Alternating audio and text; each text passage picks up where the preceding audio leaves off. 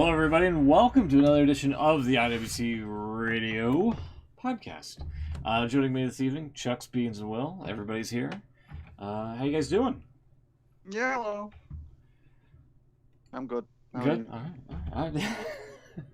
All right, well, there you go. That's That's a the show. thing. Well, I didn't know if See you anyone next else week, was going to everybody. come in on that bit, you know. See you next week, everybody. Thank you for tuning in. This has been the IWC Radio Podcast. We'll see you next time. Boom. No, I'm just kidding. Yeah, how you guys doing? Did everybody just die or something? Like, what happened? Huh? Is it just you and me, Beans? Like, what happened? I hit the button and then everybody. Sorry, just... I put myself on mute to cough and forgot to on mute. Great. This is going so well. Awesome. I just always talk last. Yeah, that's true. You do. You always do the sponsored silence and whatnot. So I've made no money from it. Sponsored silence for all these years and not one penny. God, you're shit. I've word. Sort it out, Chucks. Come on. Yeah. People won't even pay me to stay quiet. So...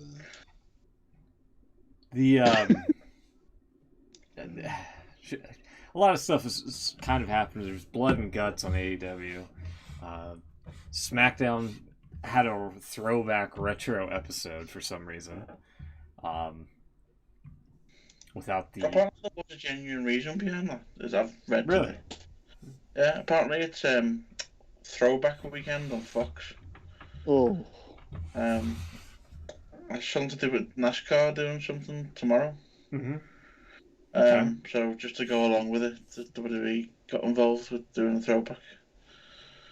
And so they were like, hey, let's just, instead of making everything look like a SmackDown that people recognize, let's just, make it like a generic 80s episode of WWE programming. What exactly are they going to do for NASCAR? Are they all going to drive around in 20-year-old cars? Yeah, that would be the I way don't to do actually it. know. Be interesting to see. Surely it's just going to be TV graphics. I would assume so, something like that. Yeah, I think so. Yeah. That's pretty much all they did for SmackDown. They just changed some graphics and stuck Michael Cole in a silly outfit. Oh God, why? What was he wearing? Remember when he used to do live wire and wear that denim jacket? Oh, yeah. That was basically... Oh, sure. Iconic, that leather jacket he wore on Livewire. No, that's all he wore. Here, He just wore a leather jacket and nothing else? Denim. Oh, yeah, denim. Right. Michael Nothing Cole, else? denim jacket, That's it. Livewire. And Pat McAfee was supposed to be... It looks like there aren't many great matches for your search. Wow. Because I'm searching for liver wire. I'm sorry, but on the Stop. feed, I'm looking at it now and I can see him wearing it. And you know when someone all of a sudden looks their age? I think that might actually be his actual shirt from the time as well. Probably was. Pat McAfee, it's supposed to be Vince. Oh, there he is. In what universe? It was... I imagine it's like early 90s Vince in it when he was on commentary. Oh, yeah, I guess so. Yeah, with the old blocky logo. I kind of said I was kind of setting up for WWE universe, of course. Yeah. It did cross my mind and I thought, no. That was the weird thing about the show, because they originally advertised it as a throwback SmackDown. So everyone sort of assumed it was going to be like, you might see the fist or the Ovaltron, as it was called. Well, you saw the fist. It was, They did have the fist, yeah. It was a CGI fist. One of those AR graphics. Yeah. Right. I mean, I'd give them a B for effort. I wouldn't. Yeah, I wouldn't either. But yeah, that was pretty much what all. And then they had the old sort of blocky graphics and The stuff that you see on a throwback Raw. Yeah, I don't know if you can see from that screenshot there, but they changed the WWE logo to the old one On the bottom right, yeah. on the screen. They really pushed the boat out, didn't they? Yeah. One thing that I thought was quite good They had the referees wearing the blue shirts again from the original. That's what I was going to say. Like, they've done a throwback, and they've gone back 10 years, and everything looks exactly the same. Well, It's it was Kofi kind of weird. Kingston, it's Dolph Ziggler, it's Randy Orton. It's like, Yeah. no, this is a throwback, honest. It was weird because like at some stages they were going back like 10 years, like you're saying, and then like some other things they were going back to like the 80s. But then they kept showing clips from classic SmackDown, which like obviously didn't start till late 90s. 99, yeah. So I don't think they really knew what kind of era they were going for. Was the best one that they showed? Was it Shawn Michaels kicking the Rock on the first one? I can't quite remember. I think they did show it. Yeah, I imagine they would have done being the first one, wouldn't they? It wasn't bad. Aside from the changed graphics and, let's say, Cole looking a bit silly, it was just a normal edition of SmackDown, really. And Teddy Long was there, obviously. Did he book a tag team match? He did. Oh. Yeah. They did that. Was the Undertaker in it? No, he did do the. He told Sami Zayn he was going 1-on-1 with the Undertaker. Okay. And then he went, "I'm only joking, player." Yeah, you got away with that shit without a crowd, didn't you?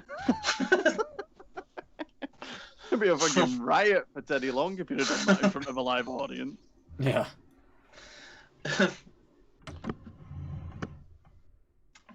Yeah, I think, as I said, I don't quite think they knew what era they were going for. Because it was a bit of a mishmash of everything. Yeah, it's fine. It doesn't have to be One just thing I one. did to say, they had the referees wearing the blue shirts from the original split. And I didn't really like that because for some reason them blue shirts remind me of Jimmy Cordero's. Oh no. And, Oh You no. leave Jimmy alone. Oh he's a prick. no. So, Friggin' hellfire. Didn't even stick the Wow. allegedly in front of it. He's allegedly a prick. No, we have proof. well, look at his Twitter, there's your proof. Oof. I think you're being really harsh on him. I don't think I am.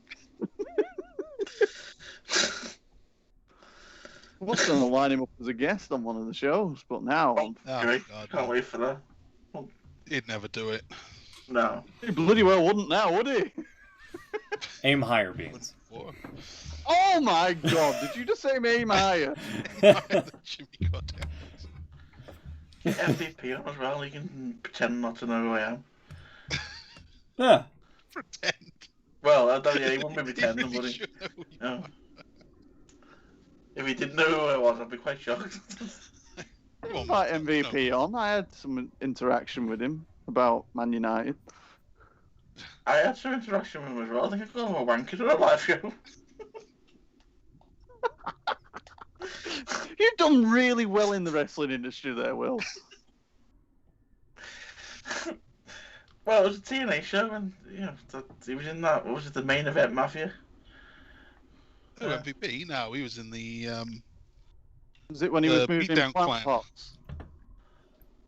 I can't quite remember, to be honest. It was a TNA. I wasn't really paying much attention. I remember him moving around pot plants with Dixie Carter one time. Alright, was this like on a wrestling show or just general? Just homemaking. Well, come on, man, you must remember this. I do I didn't vaguely watch remember. TNA. They were like doing a backstage segment in the office or something, and she moved the plant, and then he moved it back, and it was like power struggle of moving a fucking plant out. I remember that, Why yeah. that stands out, but I do remember. Yeah. All the things I Oh, can remember God. fucking TNA is fucking Mike Tenay with his fucking Tales of the Tape with Taz's fucking... I think AEW is gonna slowly turn into TNA. Yeah, My well, opinion. going off this week, I think you might be right. Yeah. God, This week's events. it's pretty Was much. that not heard, people? I heard it, yeah. Sorry, I was going to acknowledge you. I thought, please tell me I've not just wasted my can opener and I've muted myself. I spaced it a little bit. It was kind of in the middle of of other stuff going on. You didn't get a nice clean, crack. Oh, I'm sorry, Beans. Here, let me make it up for you. Whoa! great. That was A good. lot of on that one. I can't join in this week. Okay. Well, first off, this guy's edit's really good. The SmackDown fist, I thought it was pretty clever. It's one of the replies. Nice.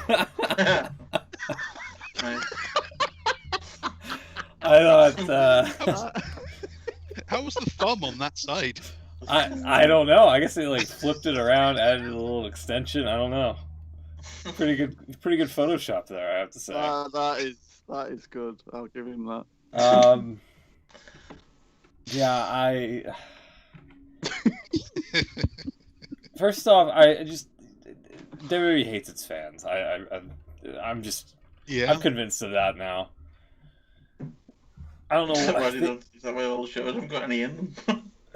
Well, maybe, I don't know.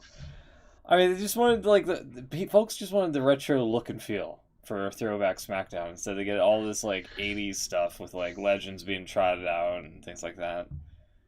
They just wanted. To be honest, though, I think this was partly the internet's fault. Well, 90, nearly 100% the internet's fault. Because WWE never actually said this was going to happen. Everyone just assumed it was. And going off what they've done over the past year with the Thunderdome, Yeah, they're quite limited in what they're doing at the minute in terms of sets and what have you. So I honestly didn't think any of that was going to happen. I didn't think there's no chance we were getting the fist. There's no chance we were getting the other thing. Throwback SmackDown has like that double misnomer to it because when you say it, you could easily associate like, okay, it's going to be like a classic SmackDown look and feel sort of thing, but instead it was just a throwback episode. Yeah. So yeah, I mean, you are right in that regard, but people, I mean, it's kind of like, I don't know, it's like one of those shady advertising tactics, I guess, where you just get like hook people into one thing and just get them to think it's one thing, but in actuality, it's something completely different. I mean, if you look at the advert they used on last week's show, Yeah, they were using like 80s graphics for advertising the show. yeah, that's true.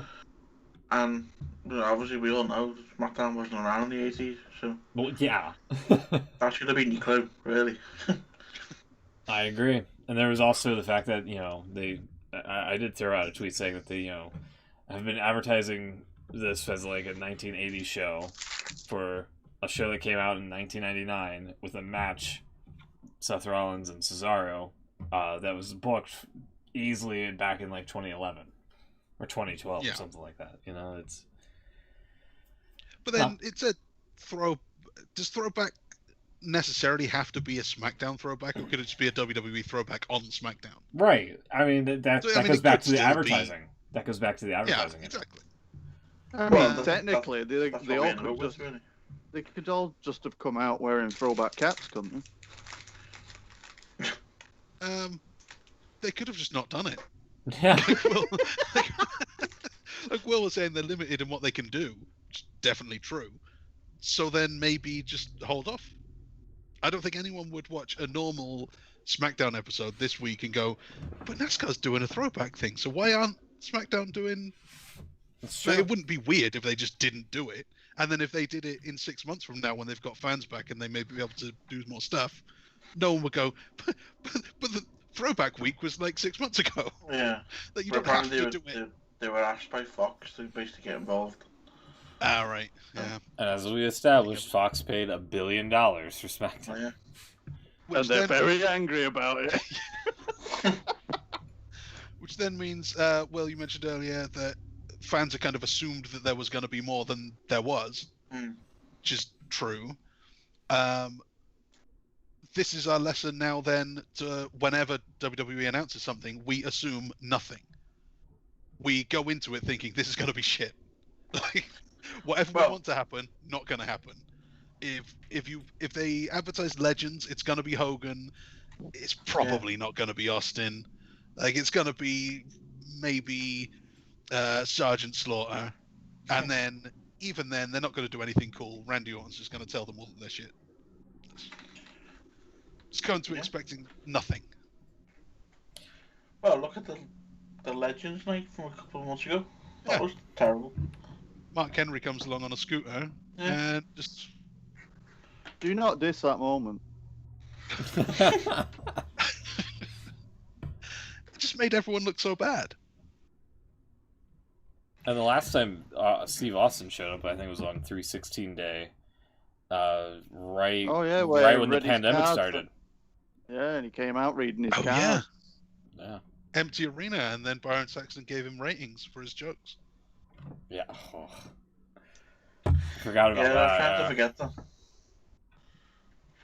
I was doing my best to forget that. Thanks for reminding me. No problem there. There's a throwback. No, but I think you're right. I think if it was 6 months down the line, and obviously we were in normal circumstance. I hate that phrase, but then yeah, I think we'd have got something of it. We'd have probably got maybe the fist or the oval tron or whatever it was. Maybe. I don't know about the fist. They've had that since they scrapped it. They've never used it again. Except apparently, I remember reading something that used to take hours to put up. Yeah, it took like 3 trucks or something just to move the fist. Except for Cena and Wyatt and the Firefly. But they filmed that. They went to the fist. They didn't bring the fist to the arena. It's true, I guess. Yeah.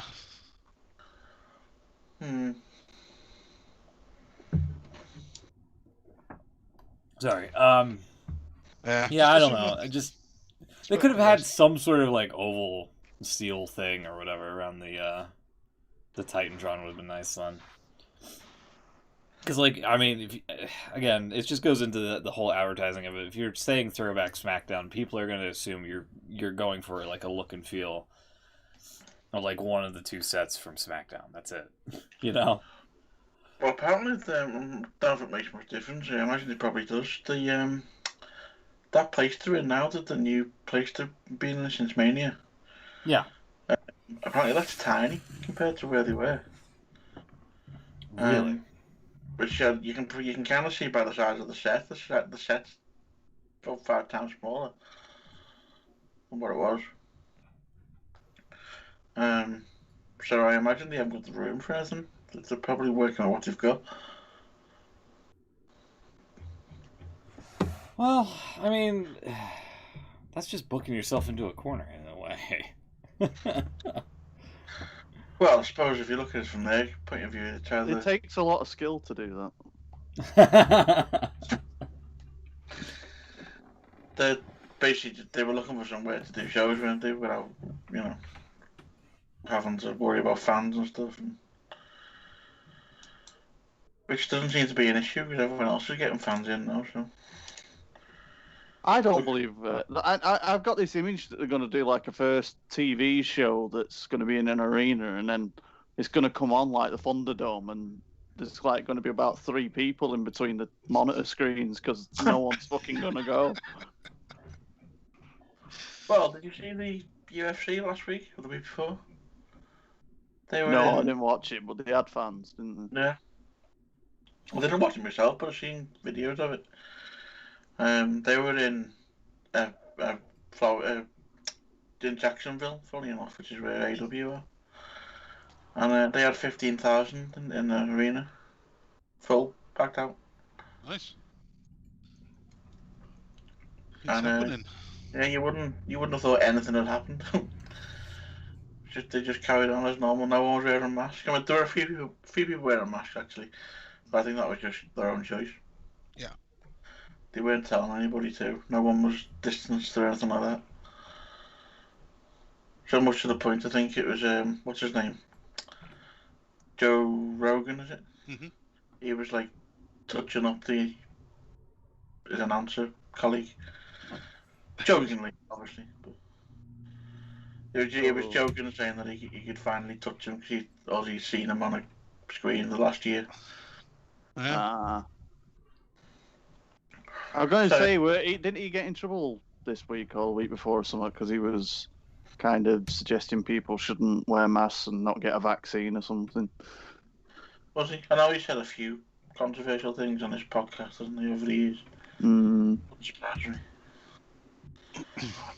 But yeah, looking at that event, and I say that was in Jacksonville, which is where AEW were. You wouldn't have think anything had happened. It was just business as usual. So it does seem to be things wrong. I mean, I think AEW just announced last week they're going to have is it Double or Nothing the next one? Yeah. They've said they're going to fill Daly's place. I think it's 5,000 fans or something like that. They're going to fill that out for the first time since. When's that then? I think it's the week after next. Soonish, shouldn't it? Yeah. Yeah, because Backlash is this week. May 30th. Right, so 3 weeks then. Fair enough. I don't know. It's weird because like you reach this point when you start to see good news about numbers coming down and things looking like they're on the verge of going back. And I don't know.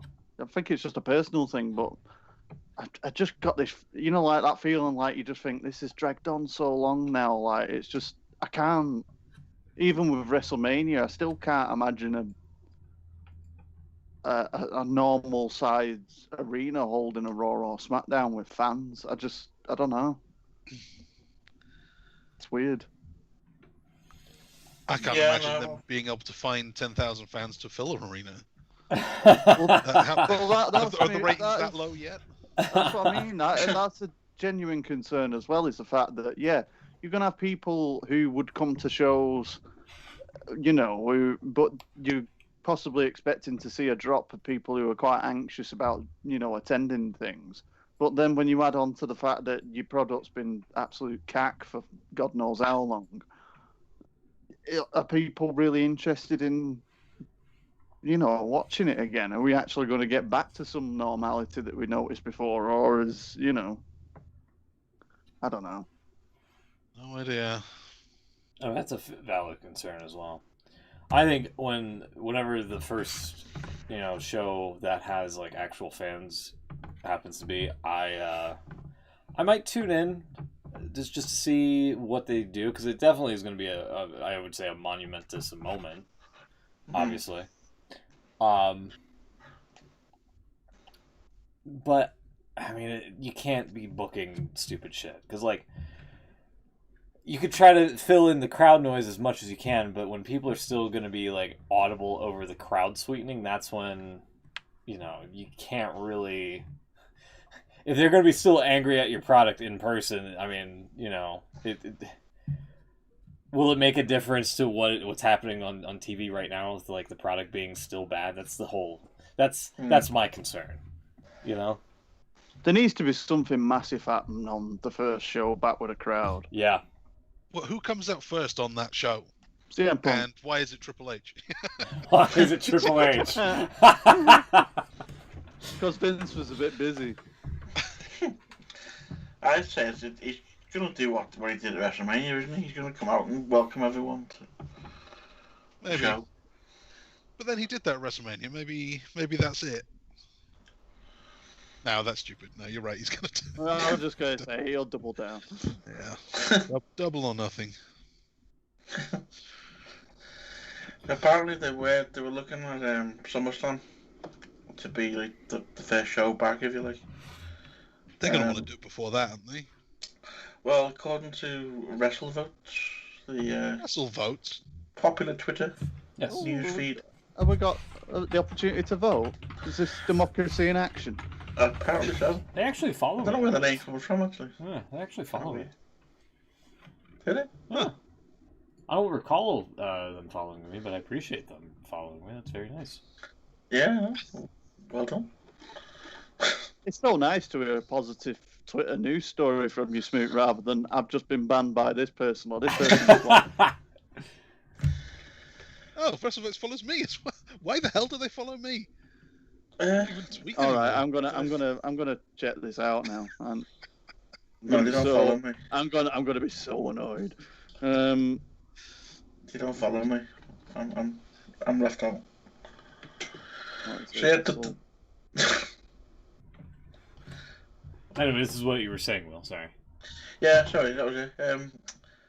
So they were saying looking at SummerSlam, and then they might even bring SummerSlam forward, if they can get the right place and time and what have you. Bunch of bastards, they don't follow me. So there's as they said in that tweet, there's 3 to 4 locations, and everyone's going off the fact that he said one having better odds. So Than the everyone's others. thinking it's going to be Las Vegas. Wait, hang on a minute. Yeah. You're using this guy as a source, but before the show, you were hating on Dynamite Dave for saying exactly this. He was saying what he said. Right. That's my point, though. Meltzer just repeats everything anyone else says. No, WrestleVoice is copying Dave. No, he's not. No. Dave always gets it first. That's why he's heard 3 to 4 locations. Dave would have said 3 to 4 locations. There's Or something on the very Dave. interesting. Shut up, Chuck. There's something interesting, though, on that tweet. Don't mess with his boy. Go back to that tweet for me a minute, please. Let's go get you. Do the timestamp. Go ahead. So obviously they're saying 3 to 4 locations. Something very interesting that myself, Chucks and Beans might be interested in. Oh, here we go. Obviously we are probably one of the only countries to be really low with the COVID situation at the moment. Imagine saying that 3 months ago. I know, who knew? If you scroll down a little bit, Chucks, Smith, sorry, someone has replied with a very interesting image. Oh. Scrolling. Oh, God, I can dream. Is it this? There it is. There it is. Oh! I know that place. Looks beautiful. I like the little arch. Yeah. Imagine it all lit up in. It's far from little. It's the biggest freestanding arch in Europe or something, isn't it? Yes, yeah. It is bloody massive. Fact they keep going on about. Imagine it lit up in the blue and orange of SummerSlam. Eh? Hey. Well, Eh? nah. I You don't don't know, think so, Beans? it's a bit out there, but if you think about it, they're looking for somewhere that's got no restrictions. We're all going to be vaccinated. Well, most of us are going to be vaccinated by then. It's not totally out the realms of possibility. They might be considering it. We're supposed to be kind of up and running for events and stuff Yeah. by SummerSlam time. Well, they're saying the end of June, right? The end of June. That's a very early summer. Yeah. So they're saying maybe earlier than usual. It's usually August. I was just going to say, so they might actually Well- do it in summer. Yeah. Yeah. Not the last week of it. Could just mean July. Yeah. But Wembley's going to be busy in July, right? I was gonna, yeah. I suppose it is, isn't it? That's a problem. I was just going to say, yeah, hang on a minute. Yeah. However, we do have several other large stadiums available. Yeah, that's but they're true. one of them's going to have to do the Champions League final. That'll That's, be Wembley. too. that's Villa Park, isn't it, apparently? Villa Park. Well, it's neutral, isn't it? It's closer to you than bloody Manchester. What you on about? Close to me, yeah. But No, I don't. it's not like I'm going to be allowed to go anyway. Why? Oh, what have you been doing? What's the Champions League final? You're not allowed out. I'm not allowed tickets. You want a tag? I've been on house arrest for the So- last 18 months. Ah. Yeah. If there was ever a good time to get put on house arrest. I know.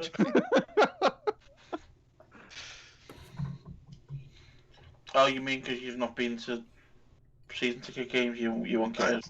Even if you have, you need to have been, because there's only, is it 2,000 per team or is it 4,000? Maybe 4,000 for each team. So you have to be like the most loyal of loyalty, you know. It's, No, it's more, isn't it? Isn't it? It's 25% of the stadium capacity, isn't it? At that Well- point. UEFA's keeping a load for themselves. Well, of this is course the they are. Istanbul plan anyway. They're keeping more than half. I think it's only 40% that's actually going to the clubs. I had 10,000 were going to fans. So I don't know how it's going to be split, but Yeah, I thought it was 8, but it's somewhere around there. And actually getting hold of one is going to be basically impossible. So here's, I'm not going to play it on air, but this is a link of WrestleVotes not being happy with Dave because Dave didn't cite WrestleVotes for some story back in January, presumably. I actually opened it up and That's I because just Dave doesn't use WrestleVotes as a source. Dave doesn't source anyone. He is the source, apparently. Yeah. Well, he can't give away sources because they're all insiders. If he gave away his sources, you wouldn't have any sources anymore. Yeah, Michael Cole did say a good reporter doesn't give away sources Right. one time. And that's why he's not a good reporter. Yeah, that's why he's commentating on a wrestling show.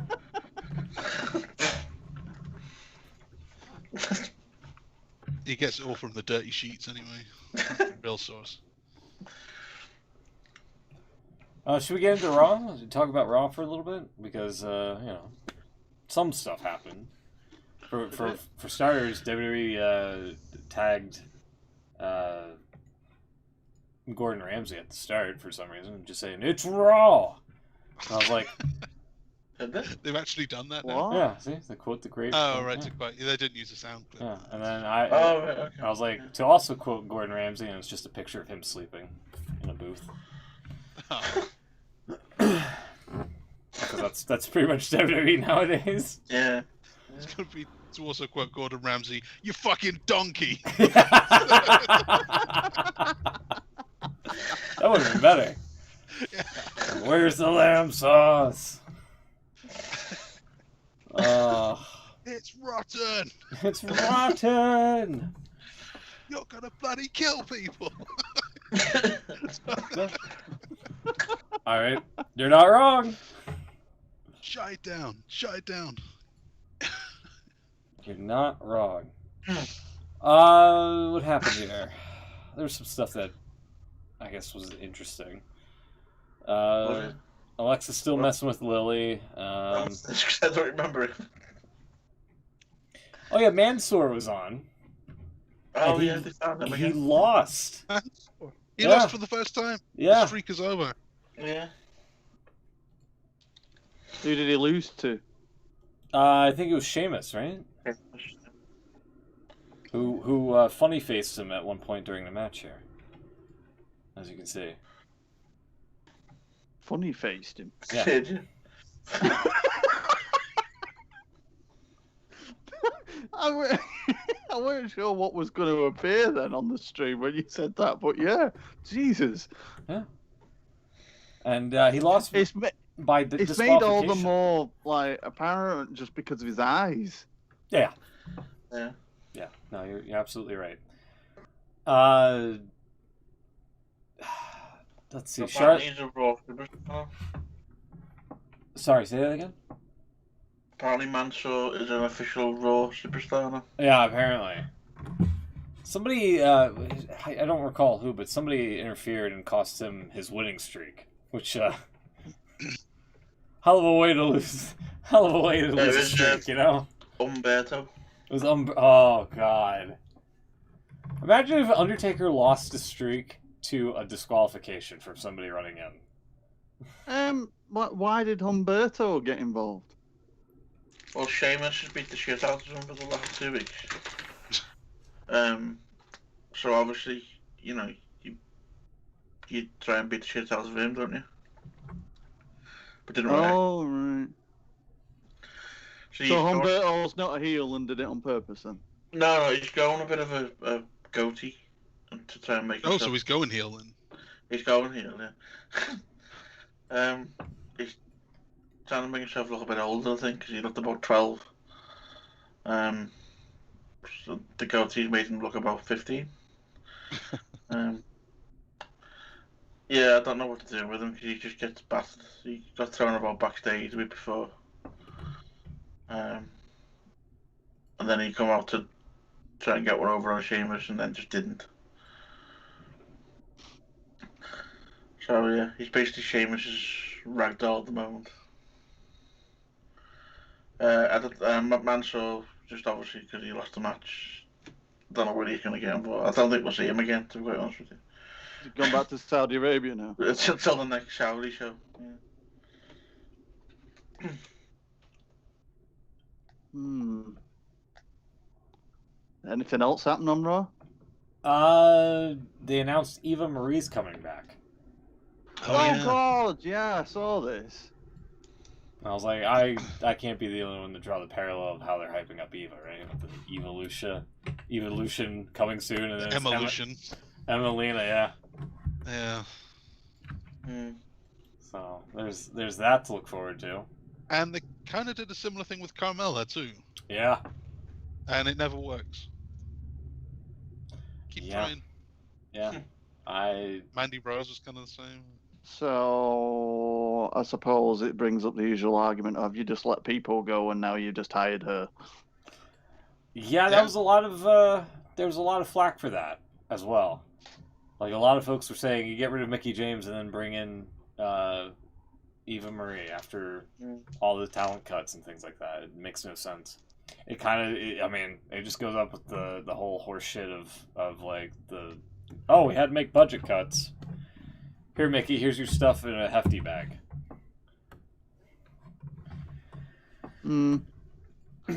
Yeah, it's not even like they've let time go past, is it? It's like it's immediately straight afterwards as well, which is just even more bizarre. Yeah. Granted, it was like, I mean, the whole Eva signing was like rumored for, I would say, at least like, since 2020. Quite a while. Yeah. And it's actually happening. So there's that, I guess. Charlotte Flair is added into the title match at WrestleMania Backlash between Rhea Ripley and Asuka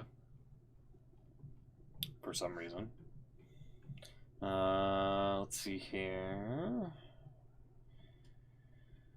Oh yeah, Randy Orton's teaming up with Matt Riddle for some reason. That's a thing. Okay, bro.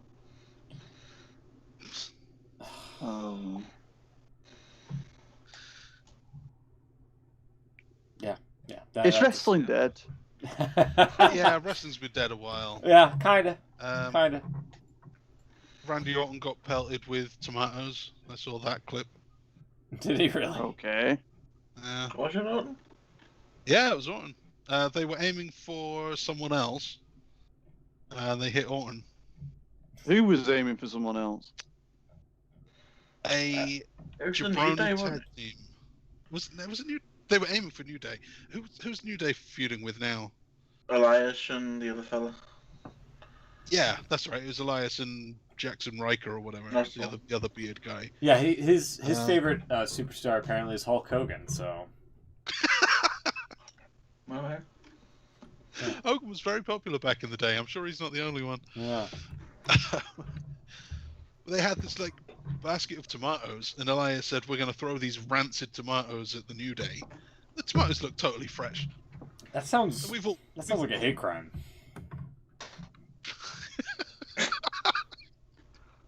Yeah, you're probably right. They could get fired for that. Yeah. But they only hit Randy Orton, so that's fine. You're allowed to do that. And Randy Orton wasn't very happy about it. So he's gone from the Fiend feud to whatever this is. So wait, so Matt Riddle, hold on. Let me get this straight. Matt Riddle had tomatoes. No. Elias had okay, that makes even less sense. Really nice looking tomatoes. That makes even less sense. Rancid. Why does he have tomatoes? Because I don't know. I'm trying to put this together. I've seen one clip from Raw, and this was it, unfortunately. The week before, the New Day had thrown tomatoes. I'm saying like an American. Tomatoes. What the hell's wrong with me? The New Day had thrown them at Riker and Elias because he was singing, and that's what you do when you're a bad singer. You throw tomatoes at them. Or pancakes if you're on New Day. Yeah. Oh yeah, somebody asked me if if you guys actually say tomatoes over there, because I We do. yeah, because like somebody on stream, I don't remember who it was on stream, but somebody asked me about that. Like I said something like, I don't think I recall knowing anybody that says tomatoes, and like I forgot about you guys, or Yeah. I didn't think you guys said it like that as well. We also say potatoes. Potatoes, okay. Sorry, that I'm all over the place here. Continue, Will. I'm. I forgot what I was. Oh yeah. So then, obviously this week, Riker and Elias were getting their own back by throwing tomatoes back at New Day, but they didn't and got Randy Orton instead. They missed. So they pegged Randy Orton, and then Orton's like, "Fine, tag team match. Let's go." This was backstage, by the way. So Yeah, this is all backstage. So they It did- threw the tomatoes, it kind of not made sense. seeing who they were Yeah. throwing them at. They mistook the New Day for Randy Orton. The New Day, which is comprised of 2 people right now. 2 people. Yeah, exactly. Neither of whom look especially like Randy Orton, by the way. Yeah. And they threw the tomatoes, I guess, without seeing who it was they were throwing them at. I mean, Um, Orton is pretty tanned. Yeah. Orton walked in Not front of that them, didn't he? Yeah, and I can't. The worst part of this segment is that Elias called them rancid tomatoes. We've all had tomatoes in the fridge for too long. We know what moldy tomatoes look like. These tomatoes were very fresh. Did it just like bounce off him? Because that'd be kind of funny. Well, we didn't see.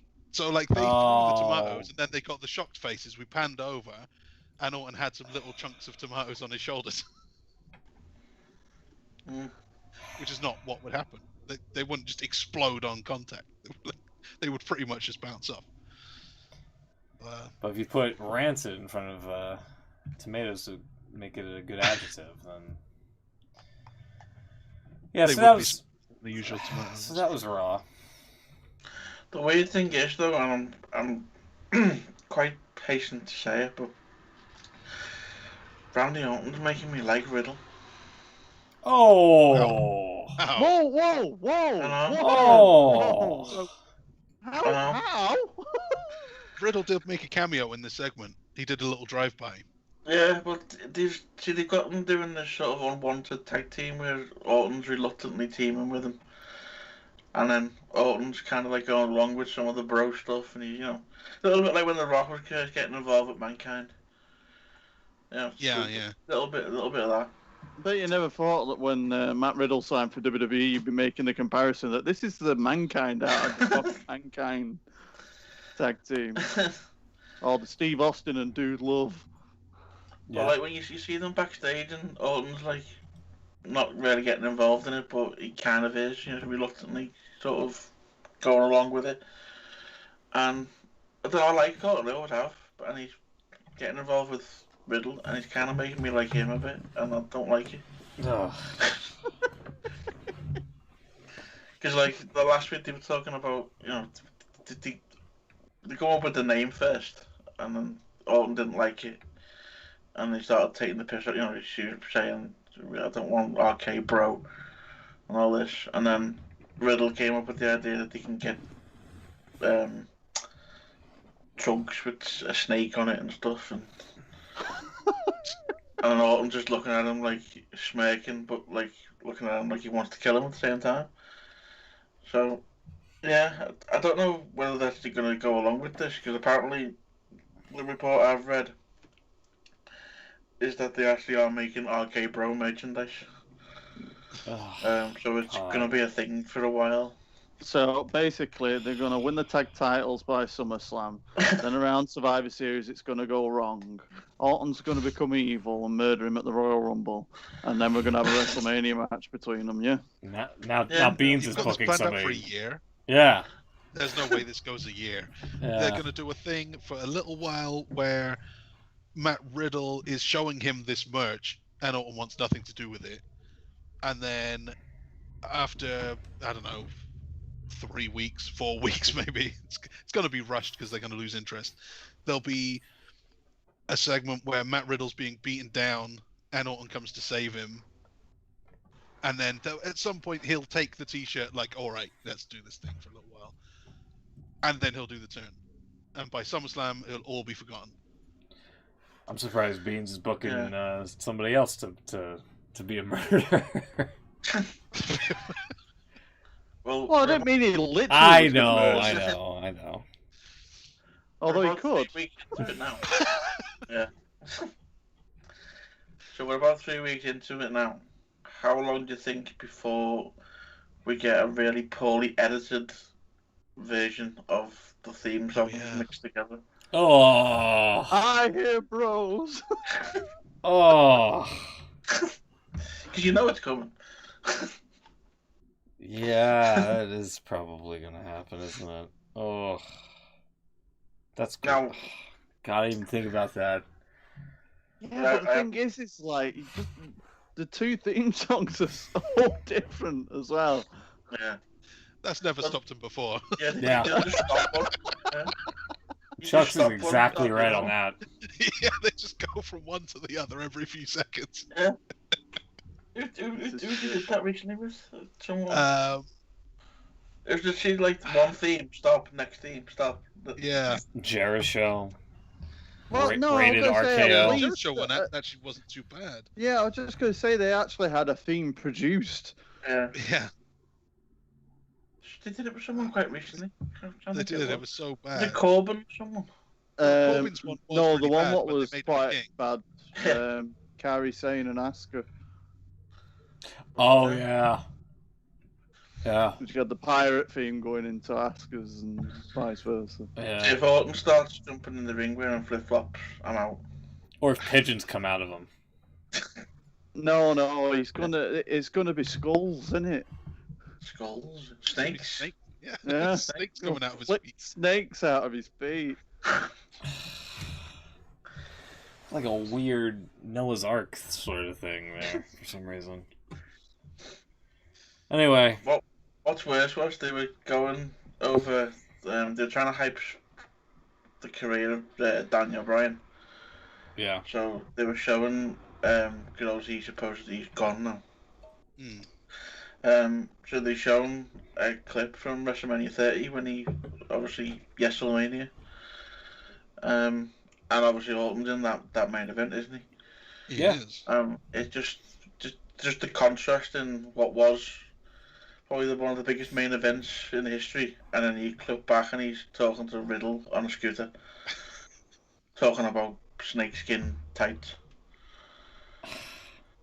You just think, where's this man going?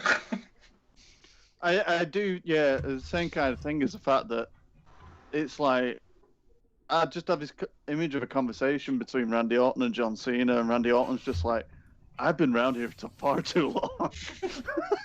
Like the shit they have me doing now. Do you think he watches that Fast 9 trailer just come out, hasn't it? And do you think he watches that and thinks that could be me? Yeah, I'll just go say, John, can you get me a job? I hope not. He is not an actor. I'll go to the papers if I have to. Great athlete, not an actor. What was that called? What was that film called? 12 rounds too. No, when he went to the The one papers. where he said, "I'll go to the papers." What was that? Oh God, what was that? I'll go to the papers if I have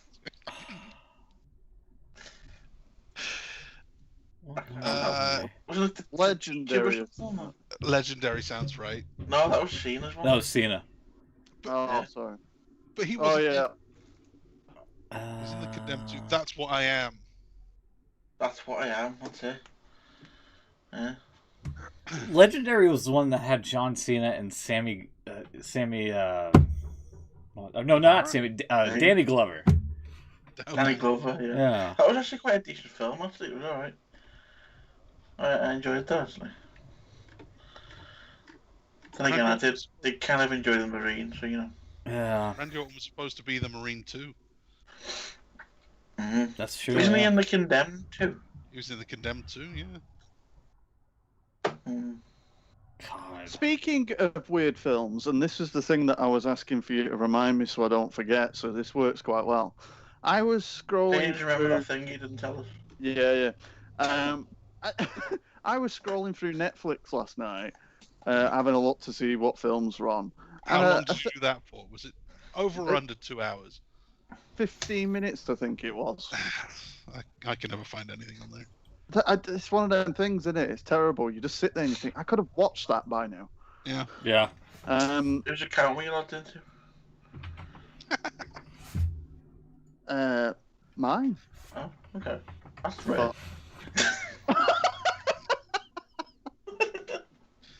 It wasn't actually. Thanks. So I can't believe you actually have a Netflix account. Surely you just use some other suckers.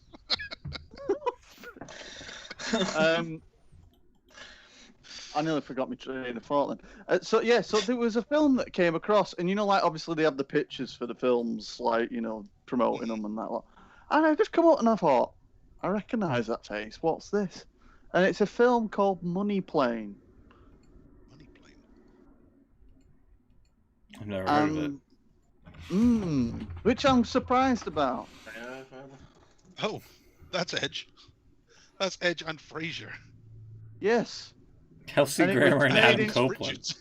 And it was made in 2020, so this was obviously around his comeback time. And I'm thinking, hang on a minute. I'm like, how has this not been mentioned in anything anywhere? It must be really shit if no one mentioned it. Denise, And if oh it my came out God. last July and it's only just getting to Netflix. Adam now, that's Copeland, kind of a quick... Kelsey Grammer, Denise Richards, Joey Lawrence for some reason. What the fuck? That's someone else in it as He's well. the guy that was like, whoa, in the 90s. Everyone was like, whoa, in the 90s. Yeah, but that was like his catchphrase. There's also Andrew Lawrence and Matthew Lawrence. Are they all like Lawrences together? Maybe. I don't know. Who's the main female in it? Denise Richards. Yeah. Denise Richards. There you go. That's another one of the 90s throwback names. She know that name. She been in? Wild Things. Yeah. Yeah, I have to start with Wild Things. Starship she was- Troopers. James Bond. Yeah, she's in Tomorrow Never Dies. Oh, Yeah. is that it? Yeah, okay. Yeah, she's called Christmas. Christmas Jones. Jones, yeah. I'm going to unwrap my presents. Oh, for fuck's sake. Like she's never heard that before. Oh, that's the thing. Bond is supposed to be suave, and he's like all of his lines in that. Like you know that she's heard that 1,000 times. You've got nothing. Oh, let me guess. You want me to pull your cracker? Yeah. So I'm looking on IMDb at that Money Plane. And for a start, it got 3 out of 10. Oh. And some of the, I won't read all the comments, but some of the reviews, just the headlines some of them do quite in-depth reviews, but then they're all headlined by something. One of them says, remarkably horrible. You can't be serious. I had a stroke from the cringe. Hang on a minute. Was that You Can't Be Serious? Was that a review done by Booker T? John McEnroe, surely. Oh yeah, true. Yeah. Predictably bad. Very low budget. Please stop now. That's 90 minutes of my life I'm never getting back. Absolutely. Yeah, so it's not very good. I just can't get over the fact that like the gun here on the poster looks incredibly photoshopped. It's a different poster than the one that Netflix puts up, because the one on Netflix actually looks like it actually look like a decent film. Okay, hold on. I'll try to look for the Netflix poster. Because it kind of had that like Avengers vibe where everything was quite colourful with characters around it, kind of thing. Oh, I think I found it. Hold on. The one on Wiki here, Edge looks like he's never held a gun before. Exactly. Yeah. Yeah, that gun's bigger than his head. Yeah, it just looks so uncomfortable. and the other guy looks like he's being Bond. Like, I've seen Bond. This one looks like it's flipped around, Beans. I don't know if this looks any better. I have to say. Hold on. Although this seems to be like a foreign poster. Hold on. Hang on. Nothing wrong with foreigners, mate. There we go. So xenophobic. I'm not xenophobic. There it is. Hold on. With foreign posters. Taking jobs of American posters.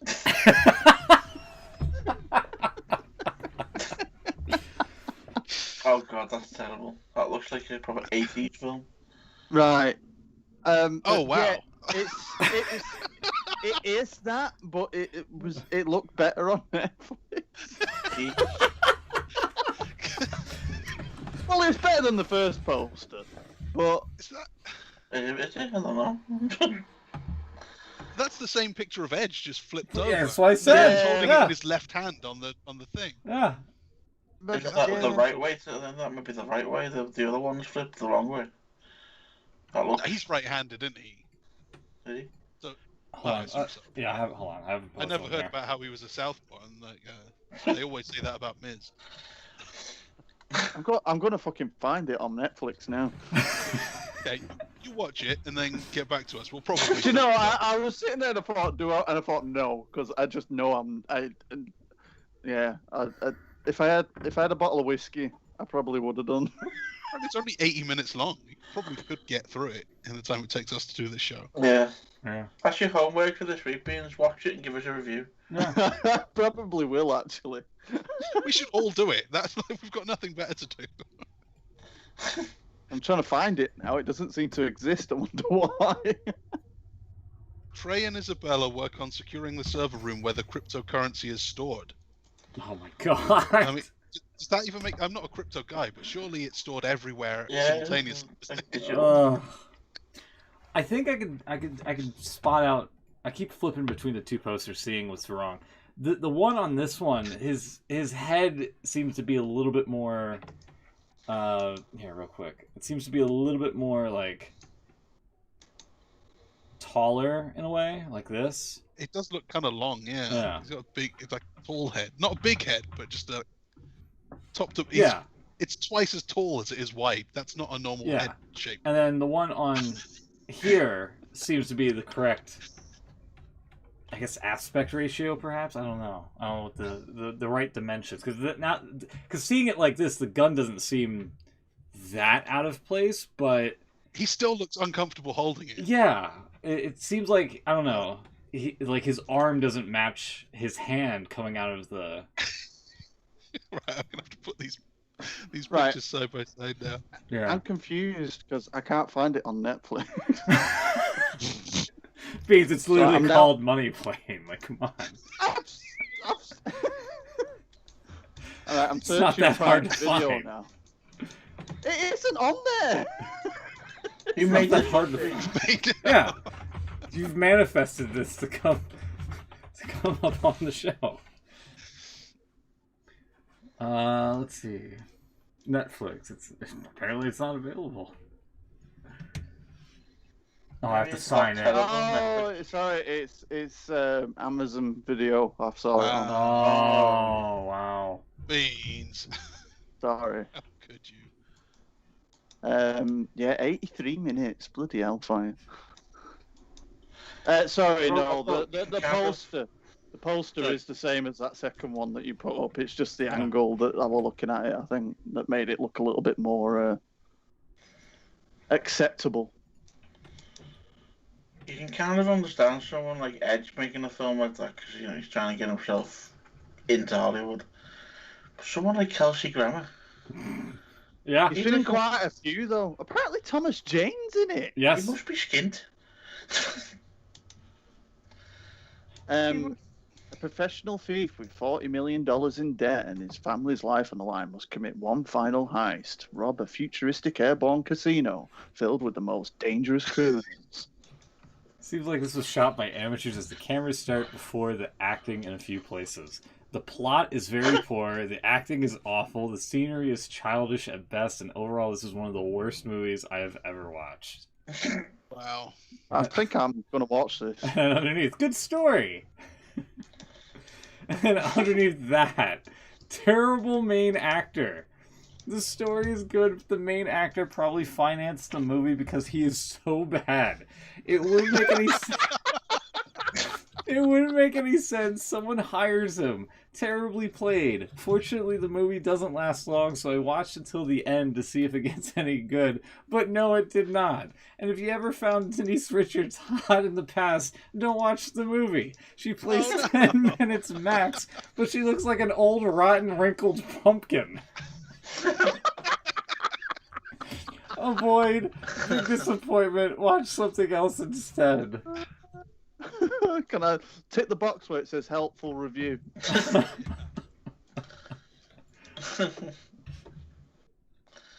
Wow. Well, I think I know what I'm watching tomorrow night. Let's see some. Hold on, let me see some of these other reviews here. Extraordinarily comically bad. The most startling thing about it is Kelsey Grammer. Seriously, dude, what happened? How did you end up in this? Poor acting, script, everything. Some funny bits, but in the midst of the film, which are easy to miss. Should be free, not something you pay for. I love the one underneath the 5-star money plane review. Amazing and also very awful. Highly recommended. 3 drink minimum. 3 drinks minimum. I love it. Oh. I've done some editing here, some not photoshopping, but paint 3Ding, and that is the same picture of Edge, just flipped over, and it's not actually been stretched, as far as I can tell, not at all.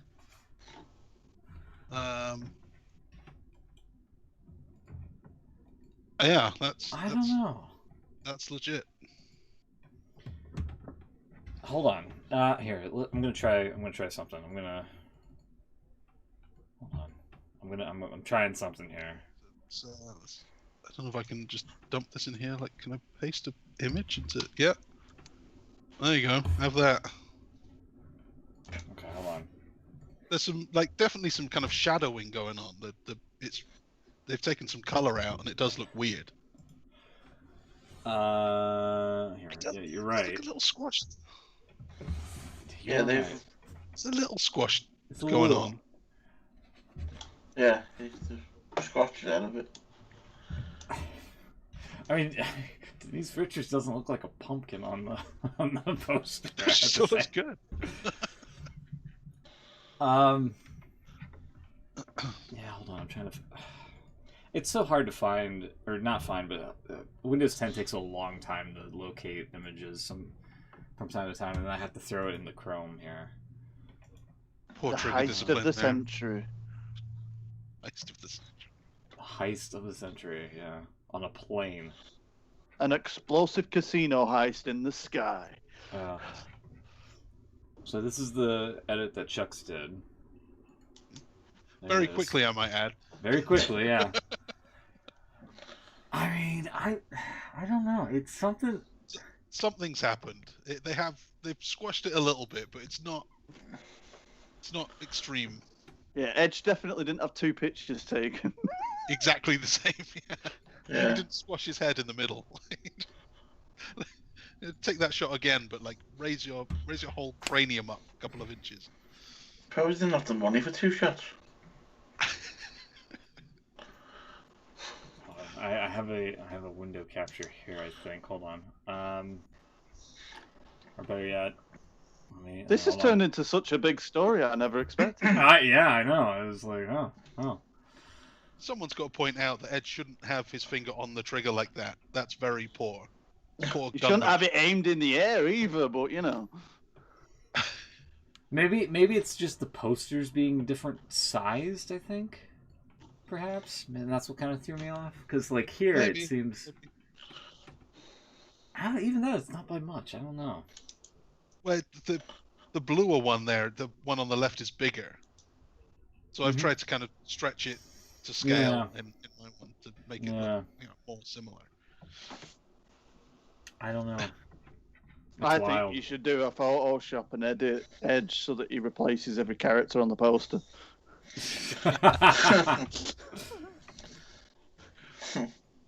Oh man, yeah, that's. I did not know that. Thank you, whoever brought this up and got us into this rabbit hole. You're welcome. Thanks, Beans. Yeah. Man, if only we could like watch like a clip or something to see how bad it is. Because I kind of wouldn't mind watching that.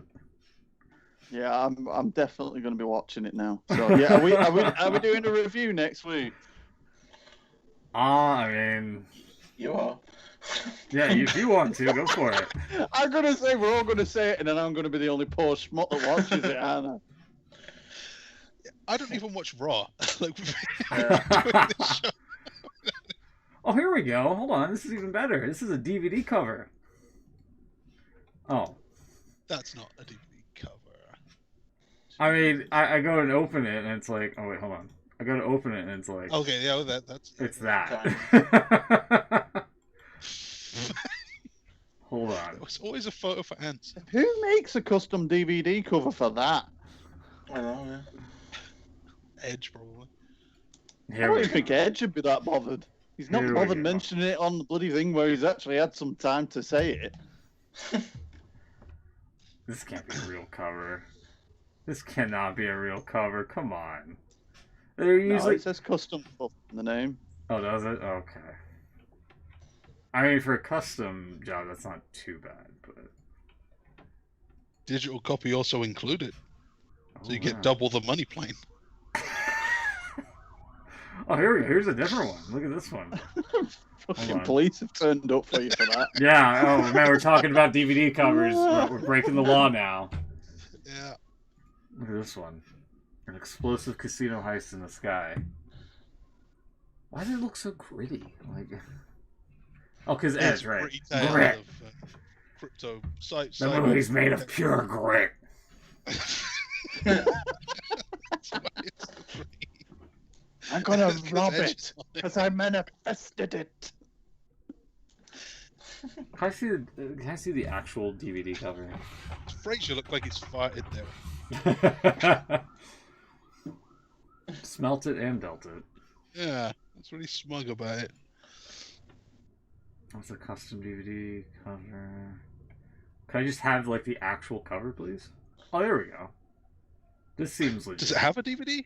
I was just gonna say, I Does anyone buy DVDs anymore? don't know. I apparently cannot open this without it saving. Cover City. Okay. But apparently this is what it looks like here.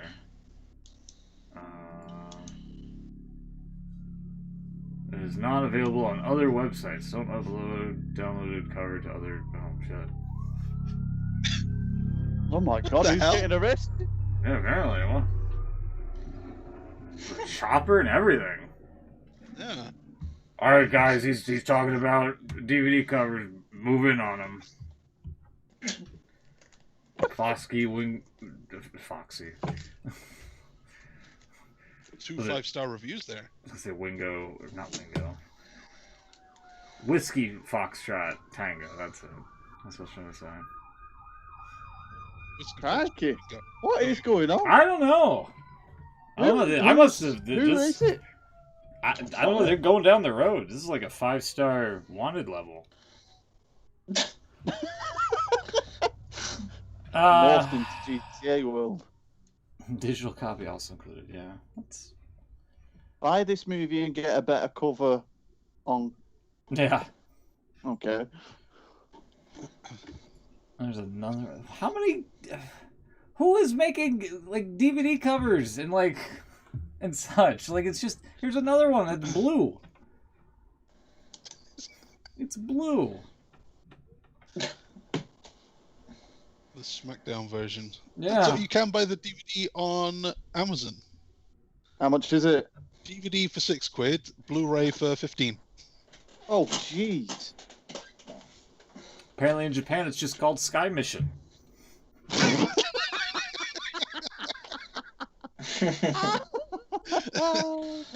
do love the literal Japanese names for things. You could buy it used for $118 though, so maybe that's worth it. Good condition. Just to take this back to wrestling for a minute. Yeah. Just for a minute, we need to get back to Money Plane. No, it is about that as well. I mean, I was still using the same font for Money in the Bank. Oh yeah, it That's looks Money like Plane. it. Yeah. It does kind of look like it. Yeah, real quick. Yeah, this. This is Amazon, so we can. Is this where you check who made it and you find out it's a WWE Studios show? Right. They should have called it Money in the Plane. There you go. Yeah. Winner gets a WWE title shot if you get the plane to land. I guess I don't know. That'll be this year's one. Last year's was in the headquarters. This year's is on a plane. You have to make it from economy right the way through to first class. It's some Vince's private jet. Plane ride from hell 2. Hell in a Plane. Oh, that's another paper. Oh man. Yeah, I kind of want to watch that now. Well, I will endeavour to try and watch it before next week's show. Hold on, is it over? I don't have Amazon Prime, but I do have a friend that does have it. Prime Video. Is it? I just want to know if it's available in the States. Because like we saw the UK version of the comments. I just want to see. Oh, apparently it is. Oh. So all right, here we go. We're doing. Here we go, real quick. An Amazon customer says, this movie redefines cinema. Money Plane is the only thing that will give you joy in 2020. And not in a good way. As the hysterical boil of the news cycle and the pressure cooker of quarantine slowly drains the last vestiges of happiness and optimism out of you, Money Plane will offer comfort. Is it a reviewer called Christian? Clearly on drugs. Could be. I mean, it just says an Amazon customer, so they could be hiding. It could be Christian in It'd all be like alt wrestlers have been ribbing him writing all these reviews. One's Rhino. What? This movie, which could not have taken more than an hour to write, is superficially a heist movie by 3 people in relatively good shape and long hair robbing a casino in the sky. But its story is so incoherent and the dialogue is so inane, it becomes a kind of commentary on our natural landscape in 2020. The incompetence of the production is staggering. The obvious result of incompetence, corruption, and above all, apathy by the people in charge. The whole thing is terribly done and stupid, but unlike real life, these things make it funny. Gather your loved ones close and let the inane dialogue and chaotic, I don't even know how to pronounce that, story wash over you like a dream. Before you have turned back to a real world that doesn't feel all that different. I'm sorry. This dude needs, like...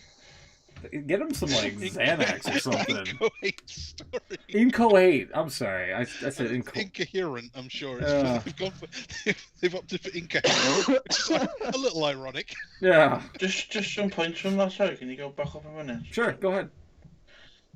Just go back to that review again, sorry. Yeah, right here. There you go, got it. Yeah, so he mentions it must have taken more than an hour to write. Where did it go? Blah, blah, blah. That's fine. Die Hard wouldn't have taken more than an hour to write. Oh, hang on. Believe it. Story showing incoherence and the dialogue showing inane.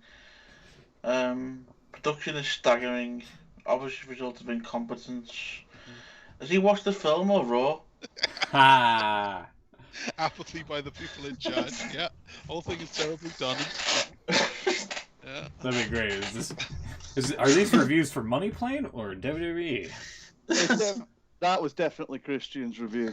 It should be criminal to charge people to see this movie. Viewers should be paid compensation for watching this movie.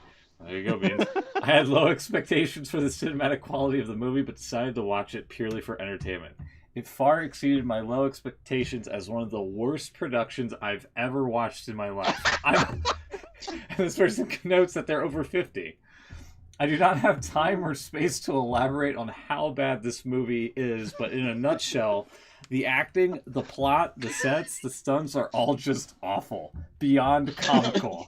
It seems the entire movie, on a plane, was filmed inside an office building divided by blue polyester curtains. Times must be really tough for Kelsey Grammer and others. I think I know now why Edge has not mentioned this film. Read the next one, but every time they say money plane, do it in like a really Hollywood voice, like money plane. Money plane! There's a total... money penny. Money plane. There's a total of 4 criminals on the money plane. Money plane! Money plane! Joey Lawrence has a rat's pelt glued to his head. Money plane! Some of the cast appears to be drunk. Money plane! The film's idea of humor is giving the black guy an Irish code name. Money plane! Thomas Jane might be acting under duress. Money plane! I can't be sure this wasn't initially meant to be a porno. Money plane! Oh my god. Moving on. AEW had Poor production. yeah, oh god. I'm so glad I brought that film up. AEW had Blood and Guts, Daly's Place, Jacksonville, Florida, this past Wednesday, with the first hour of the show taped in advance, and then the second hour was actually broadcast live. Now, one way they got away with this, I think, is the fact that they had live commentary on taped footage, because in the first segment, essentially, they had like the Elite out there with Don Callis, and apparently, if I can pull this up in time, Don Callis was on commentary for the match, but you didn't hear him on the live show for whatever reason. Can I just ask, why did they tape the first bit and the other bit was live? I honestly don't know. The cage. The cage, yeah. There was Tony no cage. Khan came out before the show went live and basically explained it and kind of apologised and said if anyone Wanted a happy refund. with it, you could get a refund. Yeah, if you want a Probably refund, 5 get it now. people asked for a refund. Really? At that point, I wonder how many wanted a refund after. Yeah. I thought it was kind of cool of them to come out and sort of, explain what was going on and stuff. Yeah. Didn't really have to do that. So, I mean, if you go, you can clearly see a Callus in the background at the desk, and he has like a set of headsets on, but you never heard him on the show because, again, in order to get away with the whole fact that it's quote unquote live, they had actual, commentary on the show. So they were basically calling the match like they were seeing it like the first time, essentially. So I wasn't crazy about that. There was a video of Tony Khan explaining everything. Yeah. And he basically said if you can react to what you're seeing on the screen, because we're going to use the audio in the live show. Mm-hmm. Makes sense. Yeah. They also had the 2 rings there in advance, I guess. You see it. But only for the matches, I think there was like 4 matches in the first hour. Like, this one only maintained, like, action on the left side rather than, spilling into the right side of the ring, which I thought was a missed opportunity.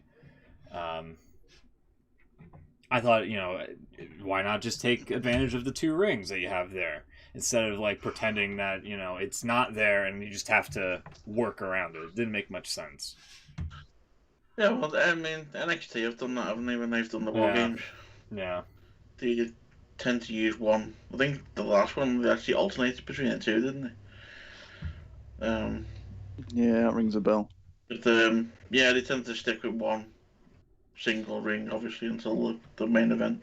I think Cody and QT Marshall was next, where Cody takes off his weight belt and referee Bryce Remsburg is admonishing him like, you can't do it, Cody. I'm going to take this. I'm going to confiscate it. And then QT had a belt of some sort and he uses it as a weapon. No DQ, apparently. Yeah, that was a weird one. Apparently, and this is a reason here. This was I guess a reason that is a quote of some sort here that I was tweeted with. Apparently, Tony Khan says, I don't do really cheap DQ finishes to prolong something. There are other wrestling programs where you might see multiple DQs and countouts in a week. I believe in giving the fans a finish to the match. I believe in not false advertising programs and people. That last bit, I have to... the exploding ring. Like, come on. Yeah. Was there... I've never actually heard in the end. Was there a bigger thing planned that just didn't work? Or was that what was supposed to happen? I feel like there was a bomb and it just didn't go off. They never said, did they? They just kept blaming Kenny Omega for doing it. Yeah. Yeah.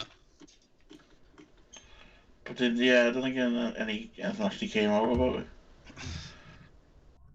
Oh, well. And then my reply to that headline would be, then run a no DQ federation, which wouldn't require refs to try and remove weight belts from being used as weapons. Yeah, that sucks. That takes away the, when you do want to do it. Really, the answer is do what Cody did when he actually positioned the ref quite cleverly. When they were fighting over the belt, he turned the ref around so that QT could do his thing. But then the referee just saw it anyway. Yeah, he blatantly saw it and then didn't call for the bell, and he looks like a goof. Yeah, so do it in a way that the referee doesn't see it. Then you can do it and not call for the DQ. Mm. And then another thing about the first hour is the fact that, for a live show, they had real-time blurring on QT's ass being exposed to the live crowd. Quote-unquote live crowd. So, there was that. Cody randomly bled in the match for some reason. Because shortly, I don't know, he double-legged QT and then got him into the figure four. And then Cody just, wipes his face off, and then in that motion, he starts bleeding from around his eye. Yeah. Which was very weird. Oh, I must have missed something there. Yeah. And then you had Darby, which apparently this was part of the live show. This wasn't taped. You had Darby Allin getting ragdolled down a flight of stairs here. Which I guess was alright, I suppose, by Ethan Page. As you sort of see it. And I was like, almost the same energy as Brock Lesnar and Zach Gowen with the wheelchair. Which for a moment I was like, oh yeah, that happened. I forgot about that. Yeah. And then you had Britt Baker and Julia Hart. Julia Hart's an upstart from, I think, AEW Dark. Random squash match, no story, no nothing. Status quo for the show. At this point, I was 45 minutes into this. I already want to turn the program off. I think the Acclaimed and some tag teams had a match after that where the Acclaimed said something about they said cucks on live TV, and I was like, oh, that's what the viewer discretion was for. The young cucks. Yeah. Yeah, I said it. No one was shocked by it. You don't have to do a "yeah, I said it" for that. Yeah. And then we had... I like him. I like him in his Cena gimmick. Yeah, he's pretty cool. And then we had an interview with Kenny Omega, which he was going to make an announcement for. And then Shivani was the one that ended up making the announcement, where next week it's going to be Pac and Orange Cassidy. Winner of that match faces Kenny Omega for the title at Double or Nothing on May 30. They're really hyping up that it's going to be Cassidy. Which I was like, considering the rumors that Daniel Bryan's contract is wrapped up and not renewed, you're not, you couldn't make an offer to him? Like, come on.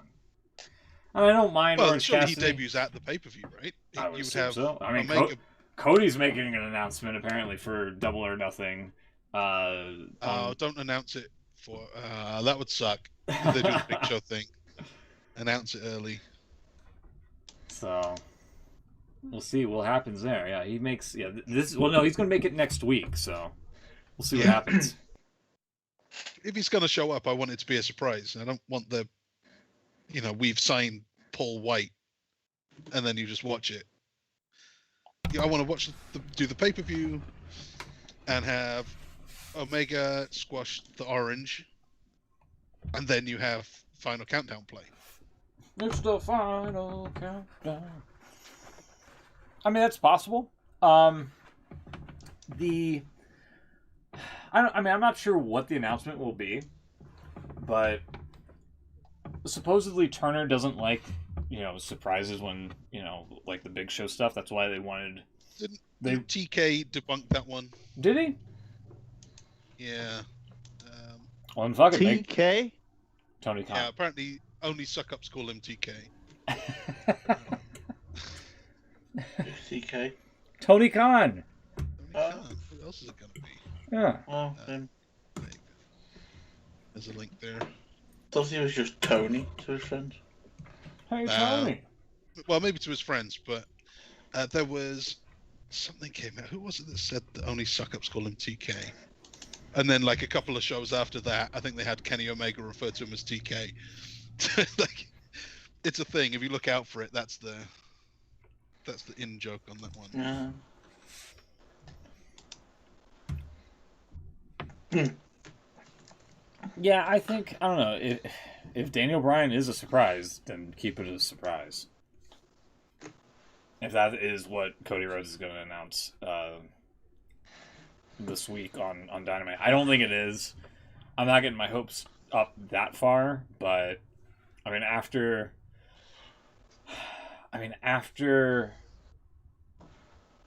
Christian, I'm just like, man. I mean, the Big Show. What's the situation with Big Show was pretty contracts? cool, I would say. Sorry, go. I'm sorry. I was just the Big Show one was kind of cool. I was like, oh, okay. I mean, it makes sense if you think about it, because Big Show started on a Turner network and then obviously went to WWE and now back to Turner for the new guys. I mean, that's fine. Christian, I don't know what he's like on commentary. I assume he's doing all right. Yeah. Surprised that he went. Yeah, Christian. I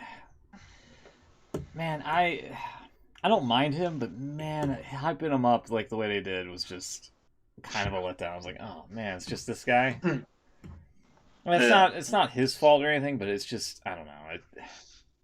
It was hard to like get excited for afterwards. So and they haven't done anything to make it right. Yeah. Anything after that, it's Christian. Like Todd Grisham. Yeah. Just like Todd Grisham. There. So yeah, whatever the announcement is, I'm sort of looking forward to it, but I'm okay. I'm also it's Cody Rhodes, so I'm like, keep your expectations low. It'll be about whatever match he's doing, won't it? Won't it be something about QT Marshall? Maybe.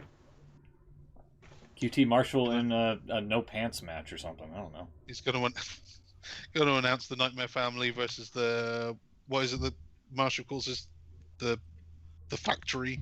Yeah. In a 10-man no pants match or something.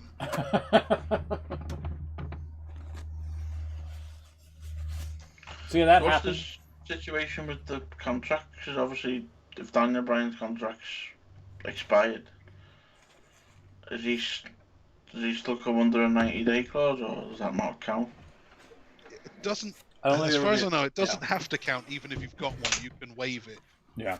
Most people don't because it's free money, but you can say, "Don't bother. Contract's done. I'll do my thing."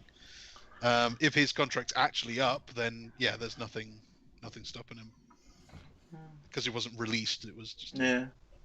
I thought that, but yeah. It's a rumor that they're still trying to make him sign as well. Yeah, I read that somewhere. Apparently they are. Apparently they're hopeful that he actually will. Yeah. At some point. The other thing. He signed last time. The other thing about the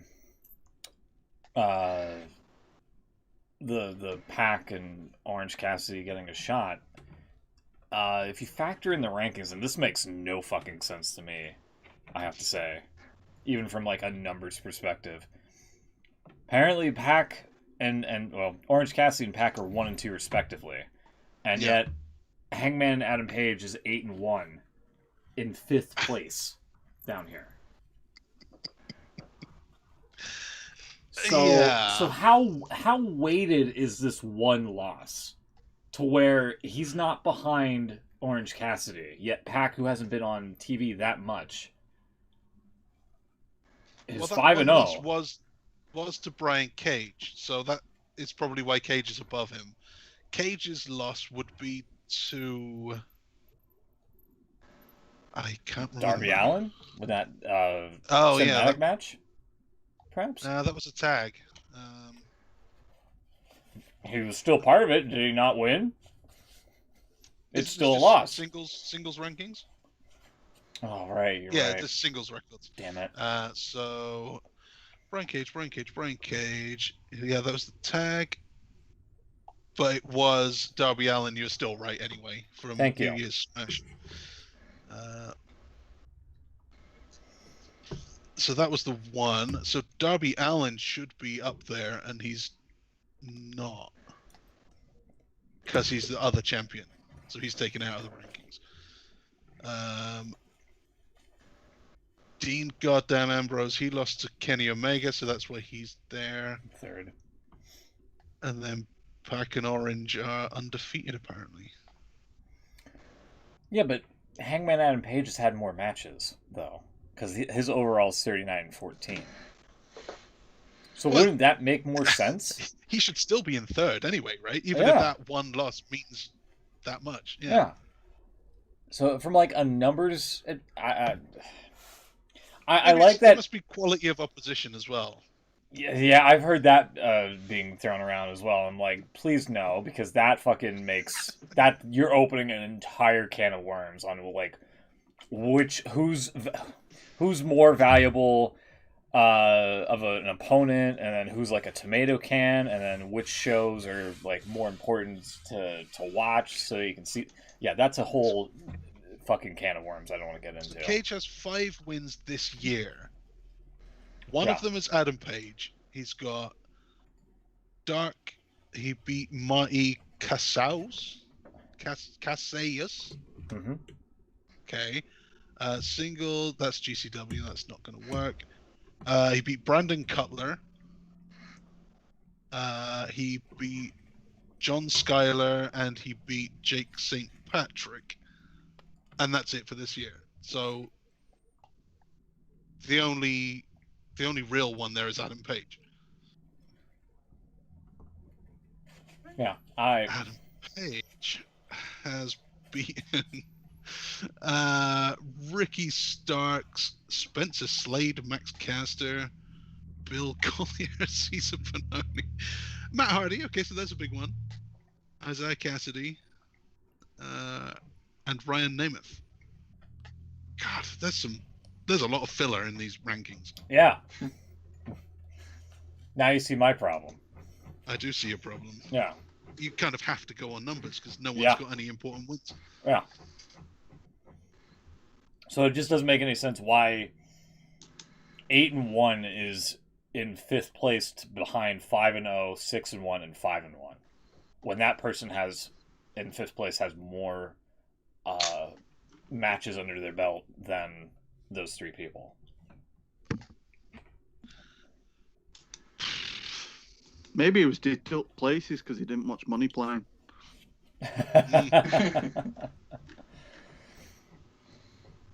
Yeah, I don't know. Just bringing that up there again. We also had these fans, which I like the SpongeBob. Oh, here one shows up. I like the one SpongeBob sign on the right, if it appears, if Twitter brings it up. Maybe not. But the one sign, yeah, there it goes. There it goes. Welcome to Blood and Guts. How tough are you? And then this guy, this stooge over here, is like, all I want for my birthday is to sing Judas. You could literally do that anytime. You literally can do that anytime. You don't have to. That's a shitty birthday wish, man. Hey, it's easily pleased. It's Well, I mean, he is in Florida.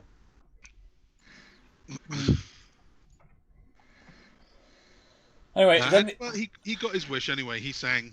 yeah. And anyway, Blood and Guts actually happened. The match itself was pretty brutal. I saw lot some of stick blood. online about Jericho's bump that he took. Yeah, that's why I said the Oh, actual God. match itself was pretty good. I mean, I was not expecting the ring to be torn up like they did, because I I even said I tuned into Blood and Guts, and an Impact Wrestling main event has broken out with them tearing up the ring and doing pile drivers on the exposed wood, which was a staple in Impact for a long time. It was. Ace is an Eights thing to do. Yeah, this is what Beans was bringing up here. During one of the commercial breaks, Tully assaulted one of the refs and let MJF out of the cage, which was kind of wobbly, by the way. At least the sides were, because you had people getting like stuck, like pinched between the ring apron and the actual cage because it actually went to the floor. I was a little concerned by that. I was wondering if maybe somebody could like creep out or like slide underneath or something like that. But yeah. I didn't like you mentioned about when they were in commercials there. I watched it through Fight. Yeah. So they don't have commercials. They just carry on. Yeah, a lot of people were complaining about the commercial breaks, like they didn't time it appropriately, which is a valid complaint because it did seem like there was a lot of picture-in-picture stuff happening. So yeah, well, I mean, obviously I couldn't see it, but you kept hearing them, saying we're going to picture-in-picture or whatever. Yeah. But I thought that the worst bit was, I think it was the last break they took. And you've got it on shot there. I think actually when Jericho was climbing the cage, and you could tell he was they were still in the ad break, and you could just tell he was clearly waiting for them to come back off ad break before he got to the top. Because for a good minute or so while he was there, he was just in one position. Yeah. In the middle where you got that screenshot now. Yeah. He literally stayed there for a good minute or so and was playing to the crowd. And I just thought it was just so obvious what he was doing. As soon as you heard JR say we're back on TNT, and he started climbing again. But yeah, I mean the last 10 minutes was just a joke. Yeah. So you can see in the background of that shot while you've got it up there, there's a wacky little box-like structure on the stage, Yeah. which has never been there before. That's right. Yeah. Exactly. Yeah. And is silver for some reason. It doesn't even blend in. Yeah. Yeah. So straight away at the start of the show, you think, well, what's that? What's that doing there? Is there going to be like an award ceremony? There's an extra little stage. I thought there would be some sort of entrance into the cage when I first seen it, but obviously not. We know what it was in the end. It was an exit from the cage. Yeah, the whole thing. I mean, why was the top of the cage like plastic? Yeah, I'm glad you pointed that out because that's my next point here. It was the fact that there's plexiglass of some sort on the outer like perimeter of the top of the cage here. For some reason, I don't know if it was just to provide safety for these guys or what, but I didn't like it, and that's why I put the Triple H gift because that's how I felt when I saw it. I was like, get this shit out of here. And what was with the black bit, the black cage pit? I don't know. If you look on you can't see it on that angle you got there, but they had I think like an over the top camera. Yeah. And when they were zooming in on when he was in the walls of Jericho, you could see it was that black bit is like attached to the rest of it with like cable ties. So I assumed they were going to do some sort of spot where they went through it, but obviously they didn't. But yeah, it was weird how it was set up for it. Maybe they didn't have time to do it or something, but it seemed to be that's what it looked like it was set up to do. Yeah. And then Especially eventually, being a different colour to everything else. eventually, MJF gets the better of Jericho and then threatens to throw him off if Inner Circle didn't surrender or submit or whatever. Which Sammy was like, "Oh, we quit, we surrender," and that's the end of the match. And then, oh man, who could have seen this coming? Jericho gets tossed off anyway through particle board made to look like diamond plate steel.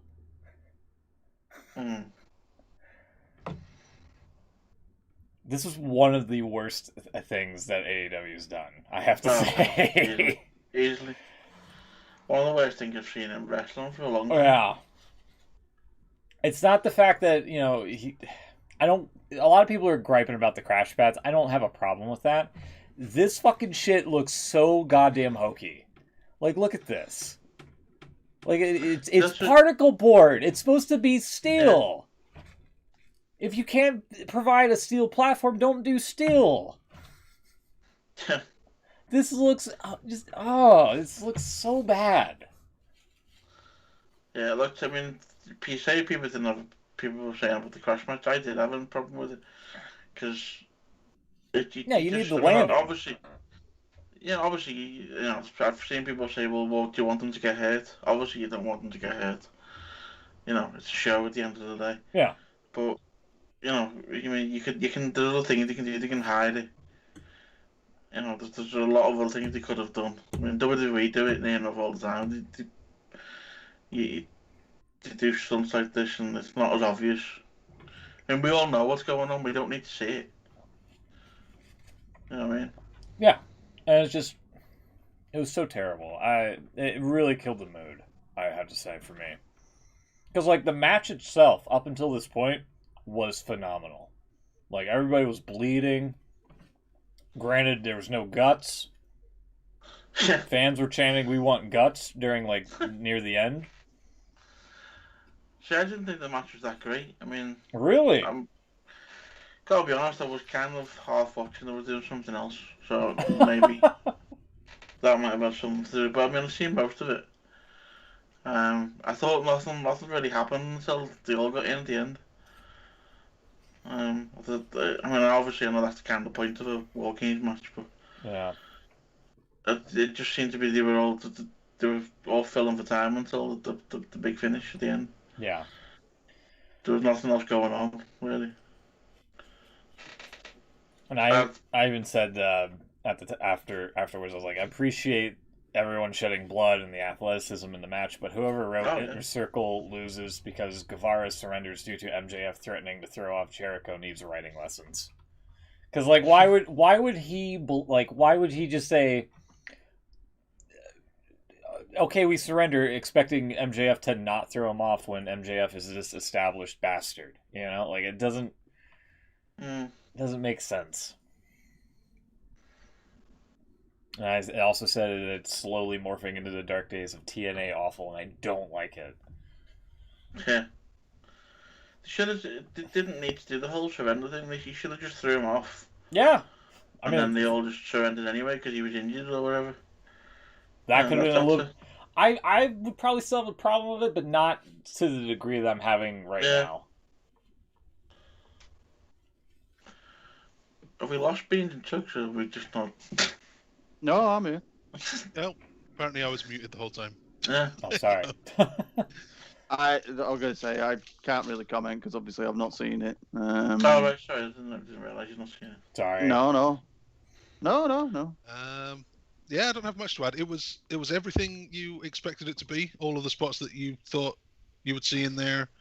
Hager and Wardlow had their little showdown, and someone came off the top, and there was some blood there. No guts. No guts. And yeah, you knew it had to end with someone, well, as JR would say, someone being tossed off.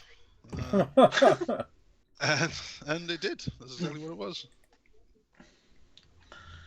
So it was fine. What it was fine. Just nothing surprising, So it's okay. Yeah, it was okay. Yeah, that's probably the best way of putting it. I just didn't like that ending where as Schmidt said, obviously you could see the cardboard bits and everything. WWE, that one, they usually cover with like really thin wood or something, don't they? Yeah. That's the usual trick. I get the obviously there's a reason why the crash match there. No one wants anyone to get hurt. But I do want them to do stuff that doesn't look crap. Yeah, exactly. Yeah. That's I mean, you see it with WWE where, if that had happened in WWE, you'd have probably had a camera cut where they swished the mat out the way quickly.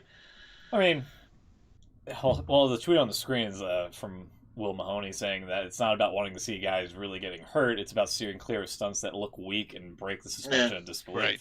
Exactly. After spilling all that blood, don't end blood and guts with a tumble onto a cardboard-covered mattress you're calling concrete. Exactly. But that was it. It was seconds before he went through it. I don't know who it was, JR or one of them. Someone said that Someone concrete said it was concrete. stage. Yeah. Yeah. I was That's like, yeah. awful. And then you have this guy with the reply saying versus lighting a dummy on fire that doesn't even move while dressed as the Fiend, because that was way worse than what we got tonight. I'm like, I don't know about no that. one's defending that. Yeah. See, I don't know. I don't say it was worse.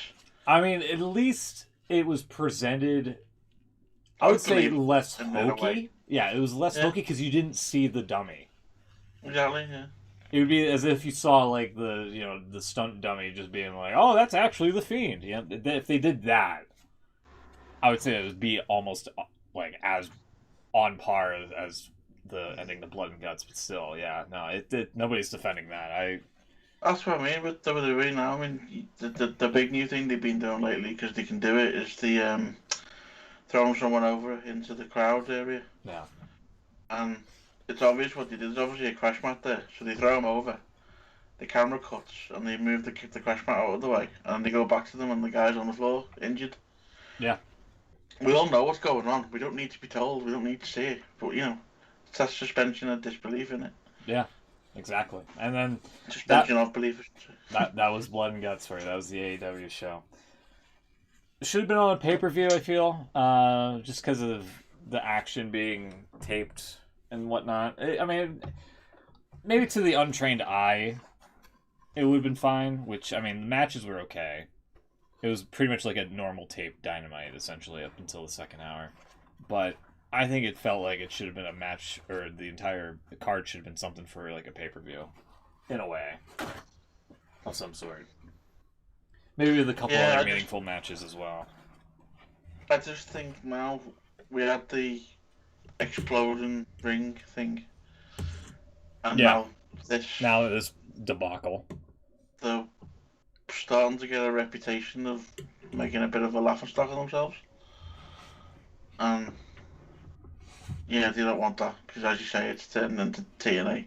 Yeah. Yeah, like. I'm not saying it's there yet. It's definitely not there yet.